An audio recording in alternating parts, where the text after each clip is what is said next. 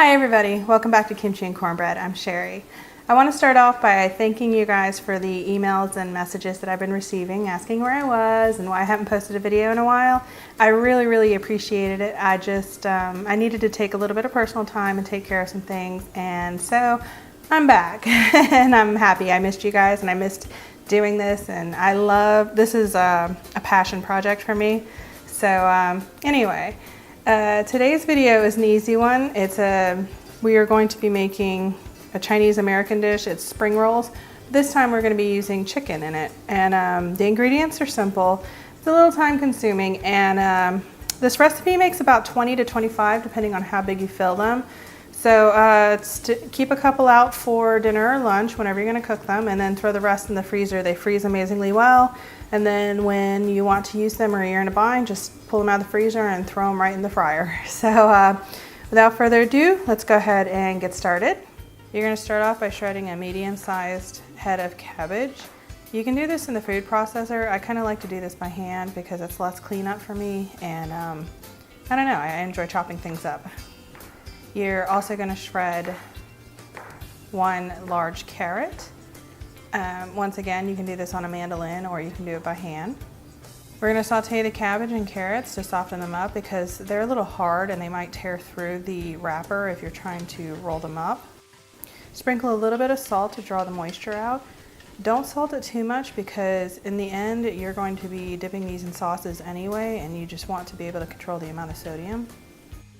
Once your cabbage and carrot mixture has softened, you're going to spread it on a cookie sheet and tilt it at an angle by placing a kitchen towel under it so that if there's any moisture it will drip down to the end.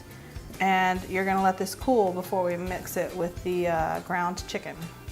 The cabbage has cooled, so we're going to go ahead and mix it with the ground chicken. You can see I started off with a spoon, and to be honest, it's just so much easier to use your hands. So if you want to and your hands are clean, go ahead and get in there and mix it up really well. These are the spring roll wrappers I like to use. You'll find these in your Asian market. I don't know if the typical supermarket sells spring roll wrappers. It is different than the egg roll wrappers. This is a different texture, they're thinner. When you're using these, keep a damp paper towel over them so that they don't dry out before you get to use them. We're going to beat one egg to use as a sealant.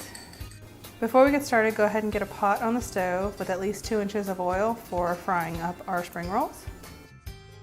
You're going to take a heaping tablespoon of mixture and put it across the top third of the wrapper. Then you're going to fold the top over and tuck it into you closer. And then you're going to fold each side in like envelopes.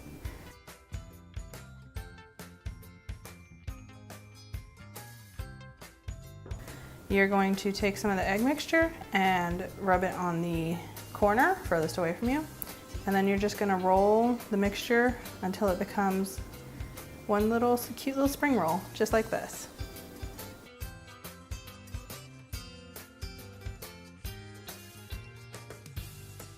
You're going to put a couple in at a time and cook them until they're browned. When they're browned, you're going to pull them out and drain them on a kitchen towel, and then you serve. And these came out so cute and amazing, and I'm gonna go ahead and try one. I have spring roll sauce with mine. It's kind of a Thai chili apricot mixture. You can buy it pre-made in the store and in the Asian markets. I think you can buy it in regular supermarkets too.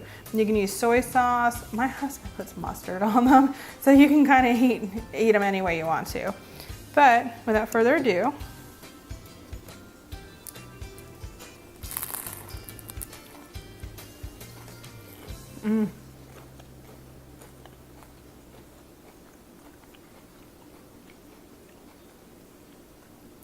it's perfect. I really hope you try this recipe at home. Don't forget to subscribe, and I'll see you next time on Kimchi and Cornbread.